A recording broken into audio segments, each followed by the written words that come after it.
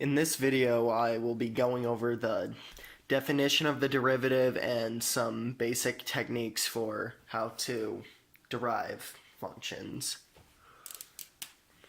So, the definition of the derivative is like this.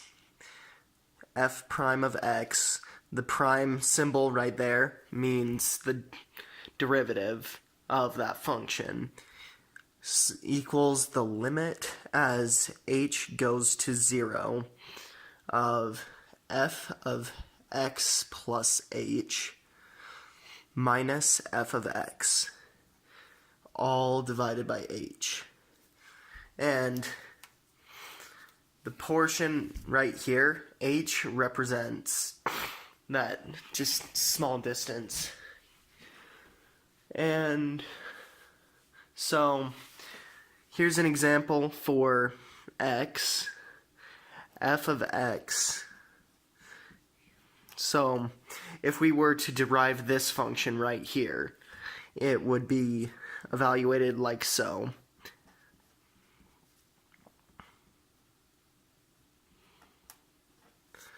And then you input, so you're taking x plus h for this. So that means you're plugging in x plus h for x. So that means you get x plus h minus f of x, which is just x. So you're going to get this. And then that's all just going to be divided by h. And if you solve for that, you notice x minus x equals 0. So you're going to be left with the limit as h goes to 0 of h over h. And h divided by h equals 1. So the derivative of x, or f prime of x, equals 1. Now to move on to, say, if we wanted to derive f of x equals x squared, you would evaluate that the same way. F prime of x equals limit as h goes to 0 of, since you're plugging in x plus h for x, you're actually going to end up with x plus h squared minus x squared, all divided by h. And if you simplify that, you will end up with x squared plus 2xh plus h squared minus x squared, all divided by h. And if you simplify that, the x squared cancels out. You get 2xh plus h squared divided by h. Can't forget the limit. And to simplify that, I would just go down here, limit h goes to 0, factor the h out, you get 2x plus h divided by h, and that will simplify down to the limit as h goes to 0 of 2x plus h. And since h is going to 0, you just end up with 2x plus 0, or 2x. So, if you're noticing, there's a little bit of a trend here, and it is like this.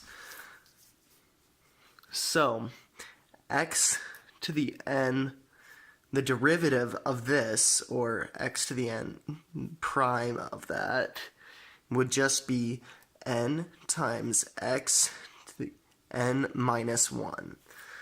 And you can notice that trend here because right here, x is to the 1.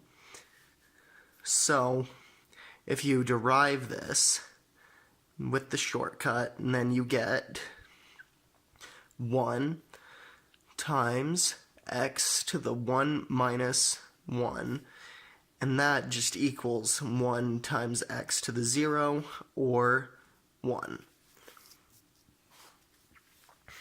Okay, so you can also apply that to this one too.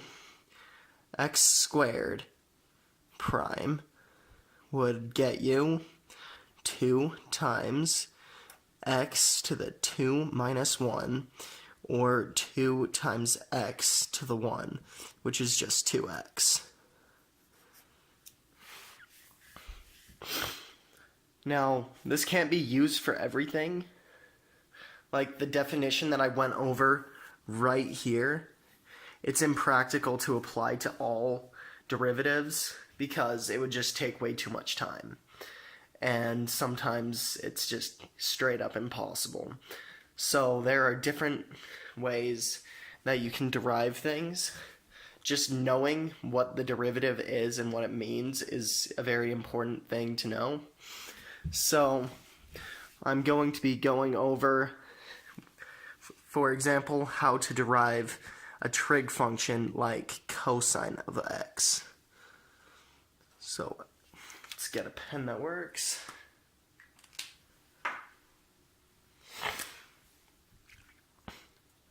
F of x equals cosine of x. And if you were to derive that, you get sine, negative sine of x. And for the derivative of sine of x, you would actually get positive cosine of x. And there's all sorts of different derivatives. I'm not going to go over every single one, but I will provide a sheet that has a lot of different examples for derivatives, functions that you should know.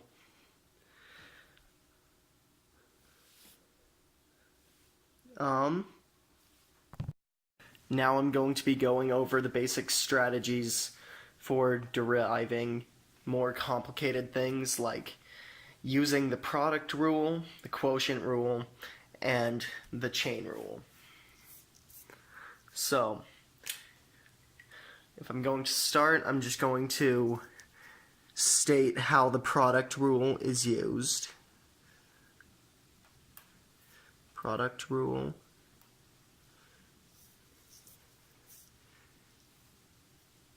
So it's going to be the derivative of u times v, which obviously are substitutions. I'll be explaining that more later. U prime times v plus u times v prime.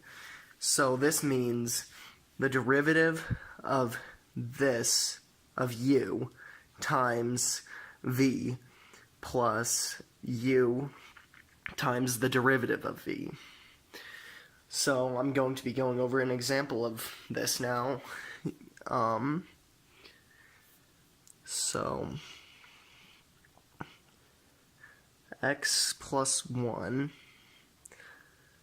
x squared plus 3 prime. So I'm going to be using this as u and this as v. So x plus 1 equals u, and x squared plus 3 equals v. So I'm going to be taking the derivative of this, which is going to be 1 times x to the 1 minus 1 plus 0 is 0 because when you derive a constant or just a number without any variable attached to it, it's 0. Times x squared plus 3. Notice this piece is not derived. This piece is. Plus 2 times x to the 2 minus 1 plus 0 times x plus 1. Notice the other piece is now not derived. And if I'm going to simplify that, you'll get x to the 0 times x squared plus 3 plus 2x to the 1 times x plus 1 equals x squared plus 3 plus 2x times x plus 1. I'll be writing that out a little bit better because that looks terrible. X to the 0. No.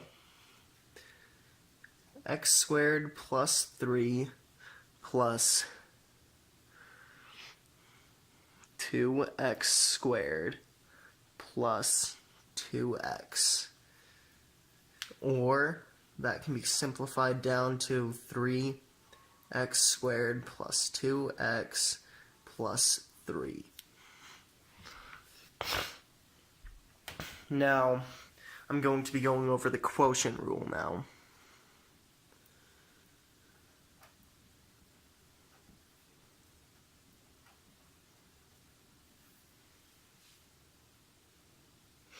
So, if you wanted to derive something that was like this, u over v, then what you do is you take u prime times v minus u times v prime divided by v squared.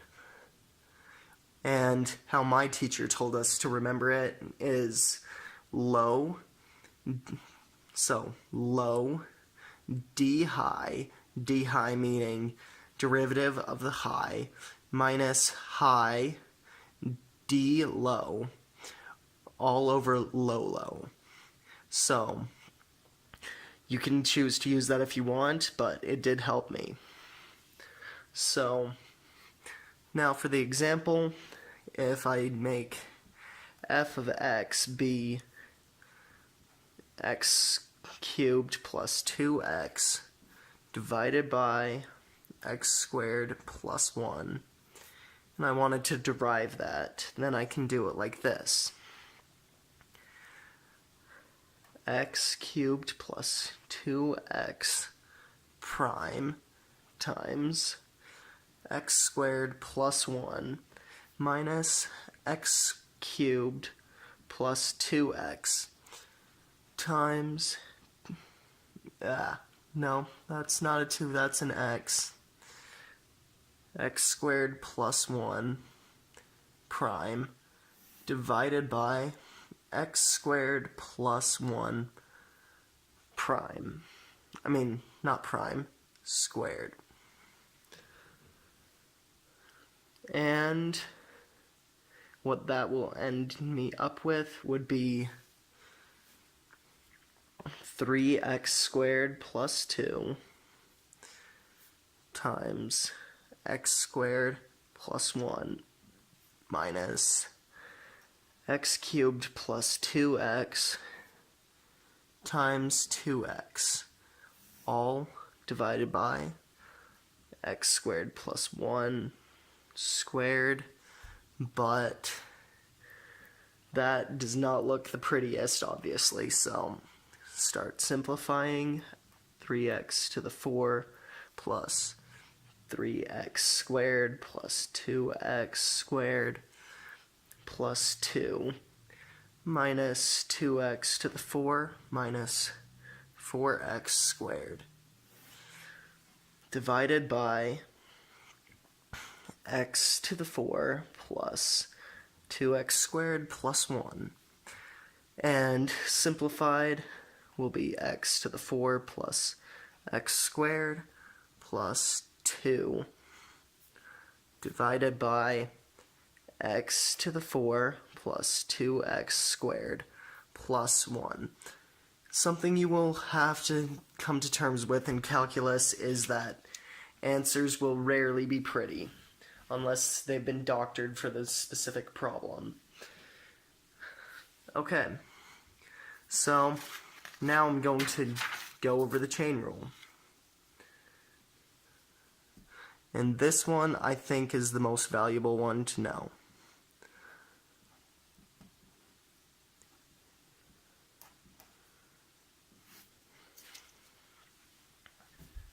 So, f of g of x prime, or the derivative of f of g of x, equals f prime of g of x times g prime of x. And what this whole thing means is you derive the outside of the function, you derive the f of x function, and have g of x in there, and then you multiply the function by the derivative of g of x. And an example of that would be, say you have a function x squared plus 1, and that whole thing is cubed. It's a lot faster to not factor that whole thing out and then take the derivative. It's faster just to use the chain rule. So that will get you 3 times x squared plus 1 squared times 2x. Notice I'm identifying f of x as 3u squared, and u is equaling x squared plus 1. So I'm just taking the derivative. The derivative would be right here is u cubed. So if I derive that, then that just gets me 3u squared.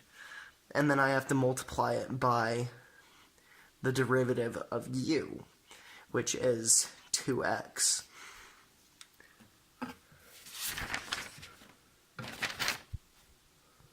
Let's move on to another example now. So, if I wanted to derive something like cosine of x squared, this, you don't have the option to do something other than the chain rule. So, if you want to derive this, you're going to have to apply the chain rule like so. F of x. So, if I want to identify these parts, I would have f of x be identified as cosine. Actually, let's just make it f of u times equals cosine of u. And then, if I want to derive that, u equals x squared. So you have to derive u after you derive f of u. So, if I were to do that, I get negative sine of u times the derivative of u, which is just going to be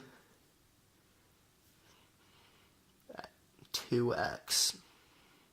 So you get f prime of x equals negative sine of x squared times 2x.